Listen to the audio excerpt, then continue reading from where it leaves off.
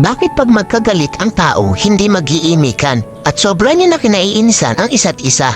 Hanggang sa hindi niya na namamalayan ang tagal niyo na palang hindi nagpapansinan. Bakit nga ba? Dahil ba sa sama ng loob o maling nagawa o dahil sa mataas na pride? Sa sobrang taas ng pride, nagpapakiramdaman kayo kung sino ang unang hihingi ng tawad. Paano kung pareho kayong ma-pride? E di habang buhay na kayong walang pansinan at mag-iinisan, di ba? Alam niyo ba ang kasabihang, it's better to lose your pride because of your love than to lose your love because of your pride? Hindi naman masama kung itapon mo muna ang pride mo para sa taong mahalaga sa'yo. Kaysa naman itapon mo yung pinagsamahan nyo ng dahil lang sa pride mo.